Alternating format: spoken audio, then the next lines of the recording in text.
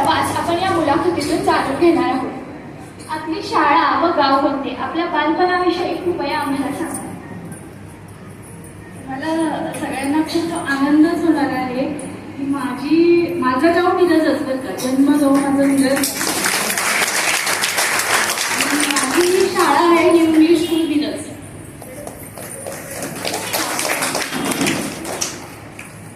New English school Miraj मध्ये मी शिक्षण माझं झालेलं आहे. त्यामुळं पुढचं शिक्षणाचं सांगू का आता? बालपणाचं विचारलं तर बालपण काय तुमच्यासारखं हायटेक अजिबात नव्हतं. कारण एका शेतकरी कुटुंबात मी जन्मलेली.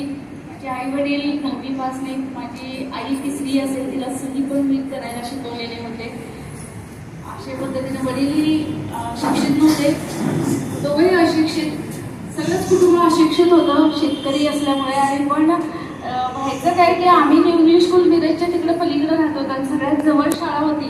त्यामुळे आम्हाला सगळ्यांना म्हणजे फॅमिली मोठी असल्याने जवळजवळ 15-20 भावंड होतो आम्ही, चुलत चुलत चुलत असे. तर सगळे आम्ही न्यू इंग्लिश स्कूलला होतो. आपले कॉलेज कोणते, आपण कोणत्या विषयात पदवी धारण केली आहे?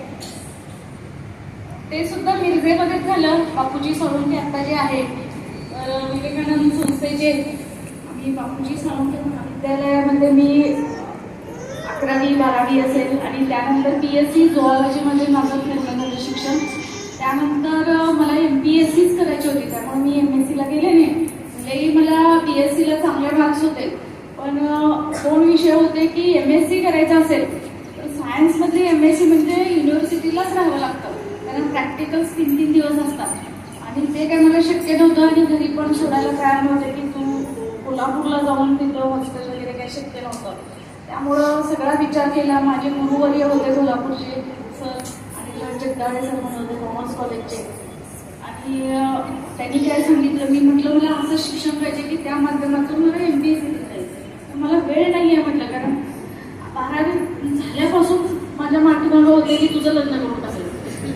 त्यामुळं म्हटलं मला 1 वर्ष जरी माझं गेलं ना तर इथून मी काहीच करू शकणार नाही. आणि एकदा नवऱ्याच्या घरी गेल्यानंतर काही शक्य नाही. म्हटलं माझं काही चालणार नाही. तर त्या माध्यमातून मला माझ्या गुरुनी शिकवलं की तुम्ही MSW करा, तिथं काही जास्त जायला लागत नाही. आणि तेच सब्जेक्ट जे आहे तुम्ही MPSCला ठेवा.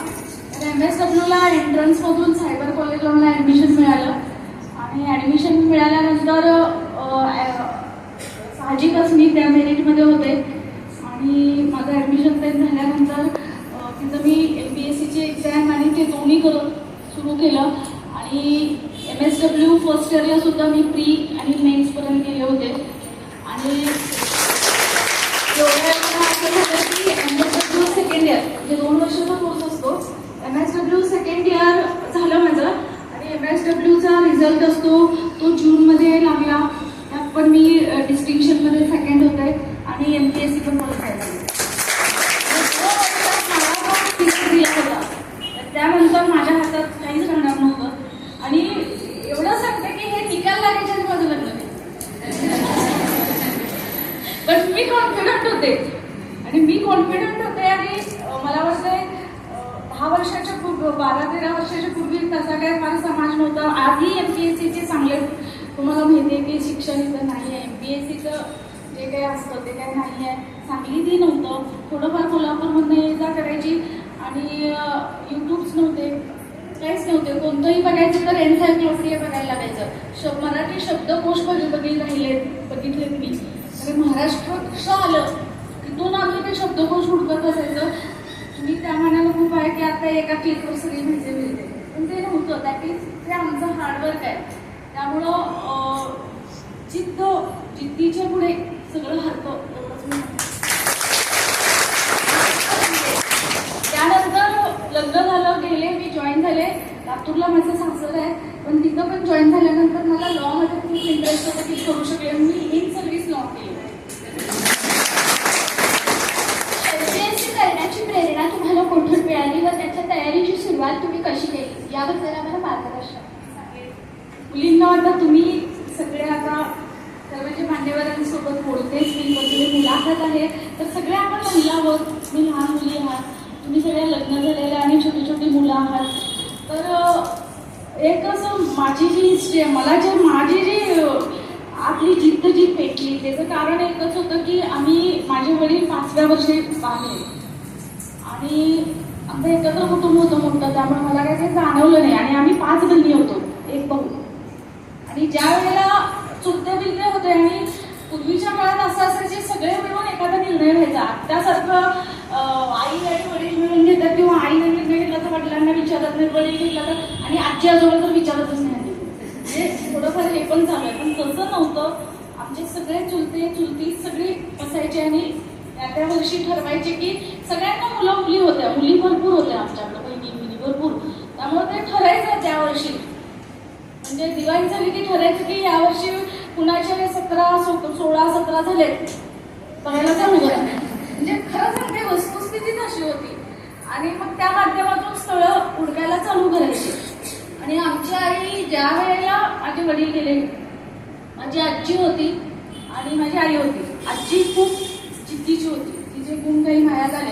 तिने मला एकच सांगितलं की बाई आता तुझे जे 2 असतात की तुझा गाडा लफडा आहे, म्हणजे तुझी बाजू घ्यायला तर कोण नाही आहे, हे पहिलं लक्षात ठेव.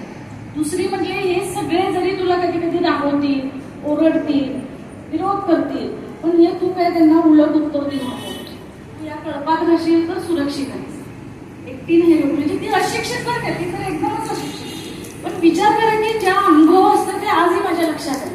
त्यामुळे तू विरोध करू नको. आई म्हणायची 2 काम जास्त सांगितलं तर करत झालं. आजी सांगायची, चुलती सांगायच्या. मी लहान होते सगळ्यात, त्यामुळे सगळं काम मलाच. म्हणजे काय हे आण ते आण, तिकडे जा, ह्या घरात जा, त्या घरात जा. म्हणजे दिवसाचे 3-4 तास आपले आमचे असेच जायचे सगळं काम करत. आणि त्यावेळेला मला लक्षात आलं की मुलांना दिलेली ट्रीटमेंट आणि मुलींना दिलेली ट्रीटमेंट खूप वेगळ्या असायच्या. मुलाला बोलवायचं, त्याला ताजा गरम भात, त्याच्यावर तूप, त्याच्यावर वरण आणि काय मागे ते भरून द्यायचं. पण आमचा विषय असायचा की सकाळी उठल्यानंतर आजी म्हणायची शिळं संपवा पहिला. ही वस्तुस्थिती आहे. आपण म्हणजे मी ते अनुभवलेलं आहे, भोगलेलं आहे. प्रत्येक विषयामध्ये तो विषय असायचा, लक्षात घ्या. आणि त्या वेळेपासूनच माझ्या डोक्यात होतं की ते नाही म्हटलं आपण आपल्याला सिद्ध केलं पाहिजे. मी ओरडून जरी आज सांगितलं की नाही हे असं नाही, कोण ऐकणार आहे, कोणी ऐकलं. त्यामुळे तो विषय तिथूनच जित होती. माझ्या आईने जे कष्ट घेतले आमच्या मुलींना सगळे लग्न हे ते पार पाडायला, ते मी डोळ्यानं केले. त्यामुळे एका बाईमध्ये किती जिद्द असू शकते, किती अशिक्षित असून कधी थकली नाही, काय नाही सगळं छान करायची. ती आम्हालाही बोलायची. मी म्हटलं अशिक्षित असून एवढं करू शकते, आपण शिकायचं का नाही. त्यामुळं ती जिद्द होती की या घराण्यात मलाच अधिकारी घ्यायचं आहे, ते भलेही अशिक्षित असू दे आणि आपल्या सगळ्यांना अभ्यासासाठी तुमचे रोजचे वेळापत्रक कसे होते? वेळापत्रक आजही माझं 15 तासाच्या आतलं वेळापत्रक आज पण नाही आहे. आणि त्या काळात तर असं होतं की तुम्हाला म्हटलं की मी लास्ट इयर पासून माझं सुरू झालं होतं. BSc ला असल्यापासून ते डोक्यात चक्कर होतं की तुझं अधिकारी व्हायचं, तुझं व्हायचं. त्या बायसिंगर लायब्ररीत मी जाऊन बसायची, तिथं कॉम्पिटिशन सक्सेस रिव्ह्यू वाचत होते, सिव्हिल सर्व्हिस क्रॉनिकल्स मी वाचायची. तुम्हाला म्हटलं मी शब्दकोश वाचायची, बरीचशी पुस्तकं वाचली. त्यावेळेच्या पहिल्या IPS होत्या आपल्या, त्यांचं पुस्तक वाचलं. असं बरेच पुस्तकं वाचून आणि ते सिव्हिल सर्व्हिस क्रॉनिकल आणि कॉम्पिटिशन सक्सेस रिव्ह्यूमध्ये प्रत्येक वर्षी जे क्वालिफाईड IAS आहेत ते यायचे आणि त्यांच्या मुलाखती वाचत गेले मी. आणि ते डोक्यात वेळ होतं, कुठलंही पुस्तक नव्हतं, MPSC कशी करायची माहीत नव्हतं, काहीही माहीत नव्हतं मला. कोल्हापूरला MSW ला गेले, माझा चांगला ग्रुप होता, इथलाही होता, MSW चे सिनियर्स होते आणि असेच आम्ही ना पर्सनॅलिटी डेव्हलपमेंटचे क्लासेस घ्यायचे.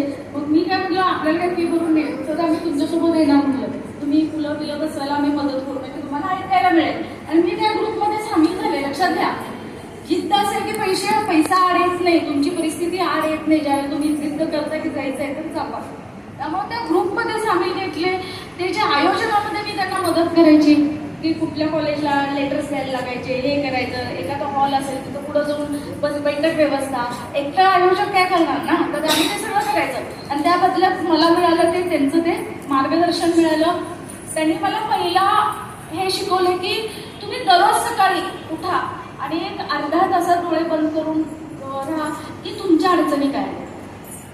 ठीक आहे. तर मी लिहून काढायचे की मला MPSC फुल फॉर्म माहिती आहे, पण त्याचा सिलेबस माहित नाही, मला पुस्तकं माहित नाही, कुठं जाऊन आणायची माहित नाही, किती खर्च येईल माहित नाही. असं काढल्यानंतर ते उत्तर त्यांनी द्यायचे.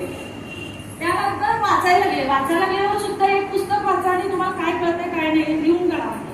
लिहून काढले की वाचलं पण डोक्यावरून गेलं, काहीच कळलं नाही मला. त्यानंतर म्हटलं दुसऱ्यांदा वाचलं मग थोडंसं कळलं, तिसऱ्यांदा वाचा, तिसऱ्यांदा फक्त कळलं. म्हणजे एक पुस्तक जर डोक्यात ठेवायचं असेल तर काय करायचं असतं, तर पहिलं स्लो रिडिंग असते, लक्षातच नाही, आपल्याला नाही कळलं तर आपण त्याबद्दल काय मानायचं नाही, पहिल्यांदा वाचते. दुसरं पुस्तक वाचताना अंडरलाईन करा पेन्सिल. आणि तिसरं पुस्तक, जे पुस्तक तुम्ही 3 तासात वाचाल, ज्या वेळेला ते पुस्तक तुम्ही अर्धा तासात वाचाल त्यावेळेला लक्षात घ्यायचं की त्यातल्या 99% गोष्टी तुमच्या डोक्यात येणार. आताही तुम्ही 10वीला करा, नीटला करा, तीच पॅटर्न आहे. आणि ते पॅटर्न मी फॉलो केलं. मी ऑफिशियली कुठल्या क्लासला गेलेली नाही, कुठे